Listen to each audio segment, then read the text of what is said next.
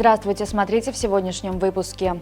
В Туркменистане 10 апреля объявили выходным днем. Президент Туркменистана провел рабочее совещание по вопросам АПК. Гурбангулы Бердымухамедов провел телефонный разговор с Валентиной Матвиенко и другие новости. Национальный праздник туркменского народа Ораза-Байрамы будет отмечаться 10 апреля, в связи с чем этот день в стране будет нерабочим. Соответствующий указ подписал президент Туркменистана Сердар Бердымухамедов.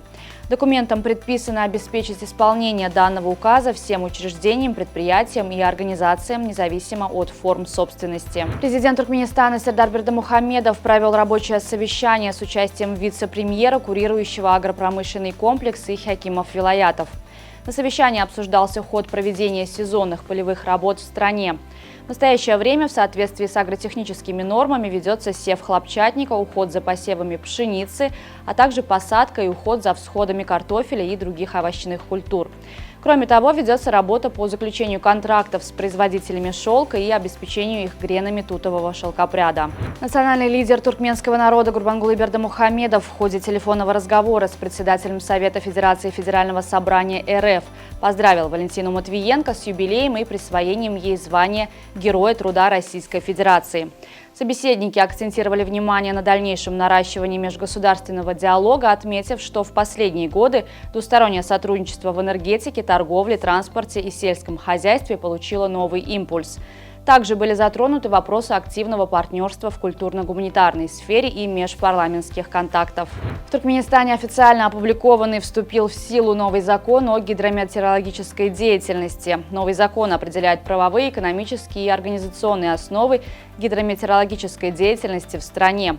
Он регламентирует производство, передачу, хранение и использование гидрометданных, в том числе прогнозов погоды, информации о водных ресурсах и агрометеорологических условиях. Посольство Беларуси в Туркменистане объявило о переходе на систему предварительной записи для подачи документов и проведения личного собеседования при оформлении виз для въезда в республику.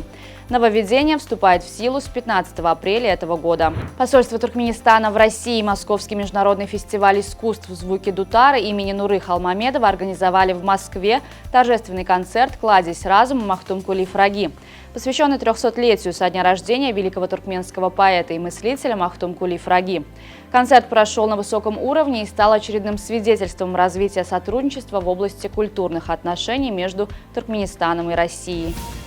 Город Маусинрам в Индии ежегодно посещают десятки тысяч туристов, чтобы увидеть его красоту и испытать на себе сильнейшие дожди.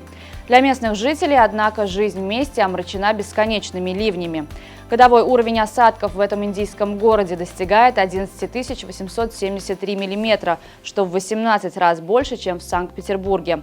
Дожди здесь не прекращаются, интенсивные ливни могут длиться неделю и даже дольше. В июне прошлого года за сутки в Маусинраме выпало 1003 мм осадков, больше, чем в среднем за год в Лондоне. Этот город назвали самым дождливым местом на Земле. Столь обильные осадки отчасти объясняются расположением города на высоте 1400 метров над уровнем моря, а также влиянием теплого и влажного воздуха с Бенгальского залива. Туркменский штангист Давранбек Хасанбаев стал обладателем лицензии на Олимпийские игры в Париже. Этого успеха он добился на Кубке мира по тяжелой атлетике в Пхукете, где завоевал золотую медаль в рывке весовой категории до 102 килограммов. В сумме двоеборья туркменский спортсмен показал пятый результат – 392 килограмма.